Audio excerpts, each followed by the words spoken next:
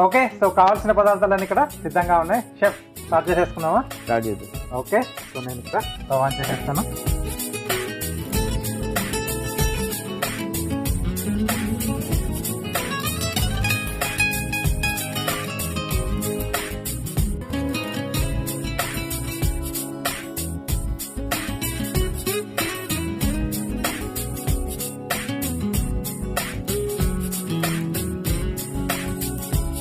ముందుగా రవ్వ మనం సాతు చేసుకున్నాము. ఓకే, సో డ్రై రోస్టా గీలోనా? డ్రై. ఓకే,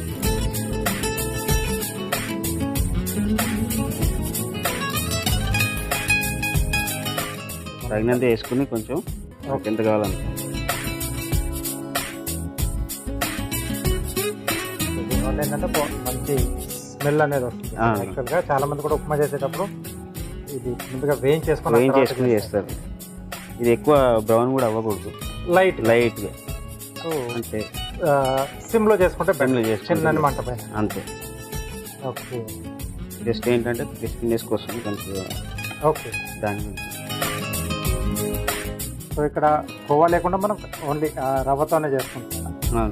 యాక్చువల్గా ఏంటంటే కోవా యూజ్ చేసుకుంటారు మీకు కోవా. అవును, యాక్చువల్లీ ప్లస్ కొంతమంది ఏంటంటే మిల్క్ వాడుతుంటారు, కండెన్స్ మిల్క్ వాడుతుంటారు. ఓకే, అట్లా మనకి ఇంట్లో ఏంటంటే నార్మల్ మిల్కే హీట్ చేసుకుని చేసుకోవచ్చు అన్నమాట.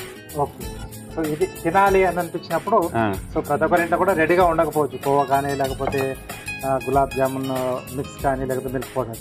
అప్పుడు ఏంటంటే ఇలా రవ్వతో చేసుకుంటే కోరిక తీరుతుంది, ఈజీగానే మన ఇంట్లో ఉన్న పదార్థాలు. పిల్లలకి ఇప్పుడు ఎనీ టైం ఏదైనా కావాలి, డెజర్ట్ ఏదైనా చేయాలి ఈజీ మెథడ్లో అంటే హోమ్ మేడ్లో ఫ్యామిలీస్కి అందరికీ ఈజీగా ప్రిపరేషన్ అయ్యే డిష్ అనమాట. ఎస్, సో వేగిపోయినట్టుంది. సో ఇప్పుడు నెక్స్ట్ ఏంటి, దీంట్లోనే మనం పాలది పోసేసుకొని కొంచెం ముద్దలా చేసుకోవాలి కదా. అవును, ఓకే, ముద్దలా చేసుకున్నాం. పాలు వేసుకుని ఓకే వేసేసాం.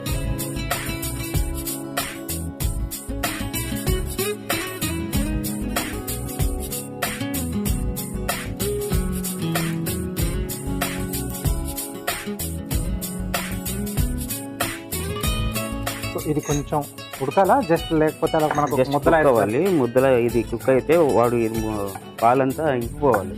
ఓకే, స్మూత్ పేస్ట్ లాగా రావాలి. ఓకే, సో వాటిలో మనకు కొంచెం స్టవ్ కూడా ఆరిపోయింది,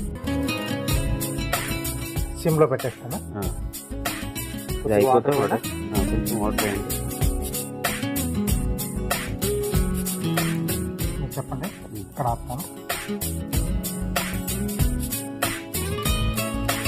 సో స్టెప్ బై స్టెప్ ఏంటంటే ఫస్ట్ మనం రవ్వను ఉడికించేసుకొని కొంచెం వేయించుకోవడం ఏంటంటే పచ్చి వాసన రాకుండా టేస్ట్ అనేది బాగుంటుంది. తినేటప్పుడు టేస్ట్ సూపర్గా ఉంటుంది. Okay, simple ingredients. నాకు అక్కడ డ్రై ఫ్రూట్స్ కూడా కనిపిస్తున్నాయి, అవి ఎక్కడ మధ్యలో స్టఫింగ్ ఏమంటారా? డ్రై ఫ్రూట్స్ మనం స్టఫింగ్ చేస్తాం పేస్ట్ అయిన తర్వాత.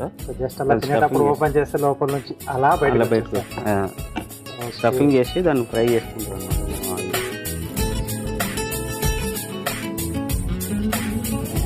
అది అక్కడ పెట్టేస్తున్నాం, షాపింగ్ బోర్డ్ పైన పెట్టేస్తాం. నెక్స్ట్ ఇంకొక ప్రాసెస్ ఏంటి మనకు, దీనికి మెయిన్గా షుగర్ సిరప్ చేయాలి.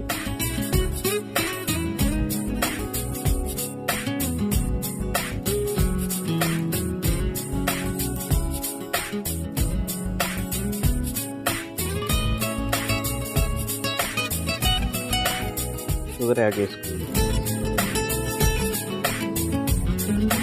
జామున్ లాంటివి చేసుకుంటే కొంచెం సిరప్ కొద్దిగా ఎక్కువగానే పట్టుకోవాల్సి వస్తుంది. అవును, ఎందుకంటే దాంట్లో మొత్తంగా మునగాలి. ఎందుకంటే సోక్ అయితే కొంచెం ఎక్కువ సోక్ అయితే దానికి మొత్తం షుగర్ అనేది పడుతుంది. దానికి ఏంటంటే కొంచెం లేత పాకం కావాలి. లేతగా అంటే స్టిక్కీ ఉండాలి, ఇట్లాంటి చేతికి ఇలాగా తీగలాగా రావాలి. అట్లా థిక్నెస్ వస్తే సింగిల్ లేయర్కి సరిపోతుంది. సో ఇక్కడ డీప్ ఫ్రై కదా, ఆయిల్ కూడా వేడి పెట్టేసాను.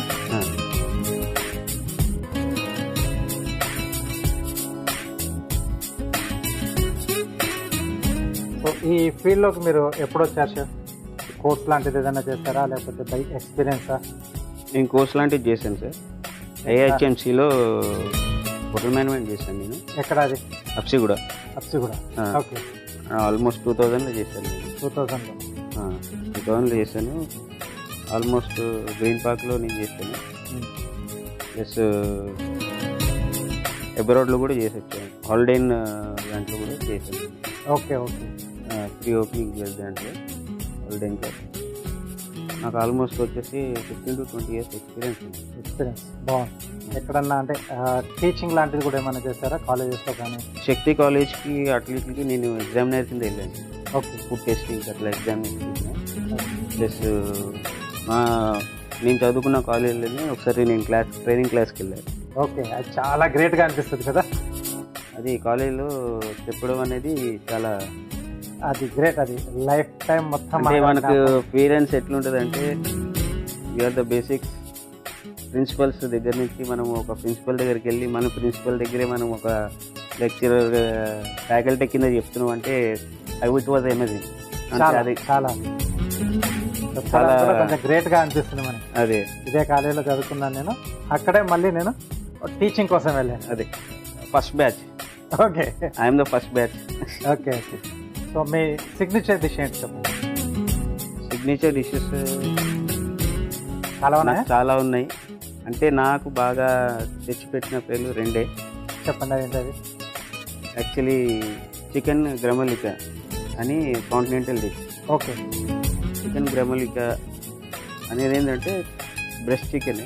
ఓకే. దాని స్టఫ్ తోటి స్పినాచ్ అండ్ హర్బ్స్ సాటే చేసి దాన్ని స్టఫ్ చేసి గ్రిల్ చేసి దాంతో మనం సాస్ ఇస్తాం అనమాట. ఓకే. సో డీప్ ఫ్రై కాకుండా గ్రిల్ చేస్తాం. అది చికెన్ గ్రమలికనే. ప్లస్ నేను చేసిన దాంట్లో నాకు సిగ్నేచర్ డిష్ వచ్చింది కెమిస్ట్రీ ఉన్నప్పుడు. యాక్చువల్గా ఇప్పుడైతే ప్రెసెంట్ లోపల ఉంది. ఫిష్ బెడ్స్, చికెన్ గిఫ్ట్లెట్స్ అంటారు. Fish cutlets. Okay. Fish cutlets. Okay. Fish cutlets ఎట్లంటే పైన మన వియత్నాం భాష ఫిష్. ఓకే. ఇక్కడ దొరుకుతుందా? ఇక్కడ దొరుకుతుంది. ఆల్ వియత్నాం భాష ఫిష్. సో మనం ఇందాక కలిపెట్టుకున్న రవ్వ కూడా చల్లారిపోయింది అనుకుంటాను. అవును సార్, చల్లారిపోయింది. దీంట్లో ఇంకేమైనా వేసేది ఉందా? దీని దగ్గర అసలు జరగట్లేదు మీరు. అదేదో ఇంకా బ్యాలెన్స్ ఉంది అన్నట్టుగా. దీంట్లో కొంచెం ఇది కుంకుమ పువ్వు, సాఫ్రాన్. ఓకే. రిచ్ సాఫ్రాన్ వేసుకుని ఇంకా యాలకుల పొడి కూడా ఏమైనా పడుతుందా? కొంచెం వేస్తాను. ఓకే. పడితేనే ఆ టేస్ట్ అనేది వస్తుంది. ఓకే. ఇది అయిపోయింది సార్. ఇప్పుడు మనం చుట్టేసుకుందామా? దీన్ని రోల్ చేసేసుకుని బాల్స్ లాగా. ఓకే. డీప్ ఫ్రై చేసుకుందాం. ఓకే. చుట్టేసండి. మీ ఫ్యామిలీ చెప్పండి, ఎంతమంది పిల్లలు, ఏం చేస్తున్నారు? నా 2 కిడ్స్ అండి. ఓకే. ఒకరేమో 7 years ఏజ్. ఇప్పుడు యూకేజీలో ఉన్నాడు. బాబు వచ్చేసి సెకండ్ ఇయర్. 2 years పాప. ఓకే. 2 years. 2 years పాప. ఓకే. సో ఫస్ట్ రౌండ్గా చుట్టేస్తాను మనం. మధ్యలో స్టఫింగ్ అన్నారు కదా? అవును సార్. ఓకే. చిన్న గుంటలా చేస్తాను. ఇలా గుంటలా చేసుకొని పిస్తా, కిస్మిస్,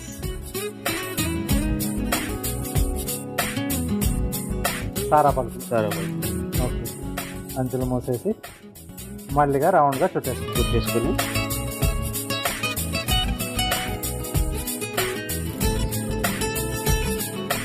ఓకే. సో ఇలా అన్ని చుట్టేసుకోవాలి. ఎక్కువ వచ్చాయా? 5 సరిపోతాయి. 2 మీకు 2 నాకు 4. ఓకే. సో ఒక్కొక్కటిగా మనం డీప్ ఫ్రై చేసేసుకుంటాం.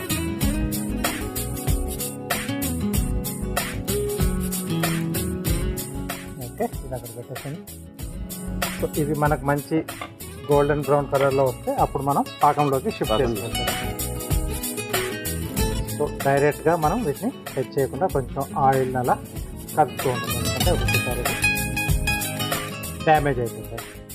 ఓకే. సో కొంచెం ఇది టైం తీసుకుంటుంది. స్లో ఫ్లేమ్లోనే కావాలి కదా ఇది. ఓకే. సో షెఫ్ రెడీ అయిపోయింది. కలర్ కూడా గోల్డెన్ బ్రౌన్ వచ్చింది. అయిన తర్వాత సో డైరెక్ట్ పాకంలోకి డైరెక్ట్ పాకంలోకి వేసి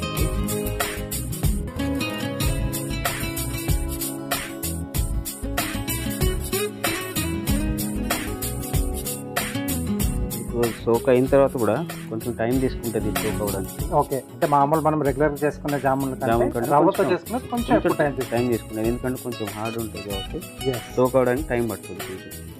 ఓకే, వింటున్నారు కదా, కొంచెం దానికంటే కొద్దిగా ఎక్కువ టైం పడుతుంది.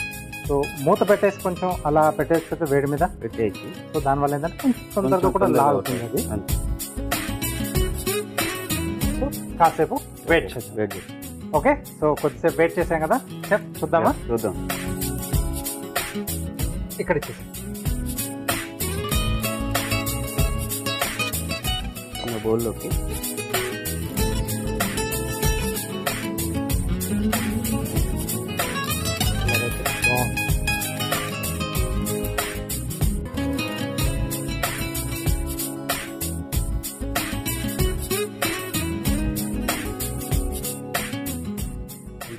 సిరప్ కూడా వేసుకోవాలి.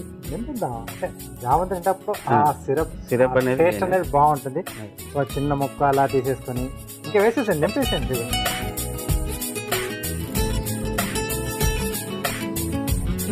ప్లేట్లో పెట్టేసుకున్నాం పట్టుకోవడానికి, అంటే వేడివేడిగా ఉంది కదా. ఇంకేమన్నా గార్నిష్? దీనికి గార్నిష్ మనం చాప్ చేసుకున్న పిస్టాచి ఉంది. ఓకే, మన చాయిస్, బాదం కానీ ఏదైనా వేసుకోవచ్చు. సాఫ్రన్ లేయర్ కానీ పైన వేస్తాం. ఓకే, ఆ థ్రెడ్స్ అలా వేసుకోవచ్చు.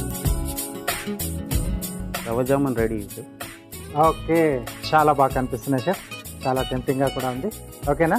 సో మీరు కూడా ఈజీగా మనకు స్వీట్ తినాలనుకున్నప్పుడు ఈసారి హల్వా కాకుండా జామున్ ట్రై చేయండి రవ్వతో. ఓకే, సో దీనికి కావాల్సిన పదార్థాలు అలాగే దీని తయారీ విధానం మీకోసం మరోసారి. రవ్వ జామున్ తయారు చేసుకోవడానికి కావాల్సిన పదార్థాలు: బొంబాయి రవ్వ 1 కప్పు, పాలు 1/2 కప్పు, సారా పలుకులు కొద్దిగా, పిస్తా కొద్దిగా, కిస్మిస్ కొద్దిగా, పంచదార 2 కప్పులు, కుంకుమ పువ్వు చిటికెడు, యాలకుల పొడి 1/2 టీ స్పూన్. రవ్వ జామున్ తయారు చేసుకునే విధానం: ముందుగా స్టవ్ ఆన్ చేసి ప్యాన్ లో రవ్వ వేసి వేయించుకొని ఆ తర్వాత అందులో పాలు పోసి ముద్దలా కలుపుకొని ఉడికించుకొని పక్కన పెట్టుకొని చల్లార్చుకోవాలి. ఇప్పుడు అదే స్టవ్ మీద ప్యాన్ లో నీళ్లు, పంచదార కరిగించుకొని పాకం పట్టుకోవాలి. ఆ తర్వాత అందులో కుంకుమ పువ్వు, యాలకుల పొడి వేసి కలుపుకోవాలి. మరొక స్టవ్ ఆన్ చేసి డీప్ ఫ్రైకి నూనె వేడి చేసుకోవాలి. ఇప్పుడు చల్లార్చుకున్న రవ్వ మిశ్రమాన్ని చిన్న చిన్న ఉండల్లా చుట్టుకొని మధ్యలో పిస్తా పలుకులు, కిస్మిస్, సారా పలుకులు వేసి రౌండ్ గా చుట్టుకొని వేడి నూనెలో పోసి డీప్ ఫ్రై చేసుకొని తర్వాత ఆ జామున్లను చక్కెర పాకంలో వేసి సర్వింగ్ బౌల్లోకి తీసుకొని పైనుండి పిస్తా పలుకులు వేసి సర్వ్ చేసుకుంటే రవ్వ జామున్ రెడీ.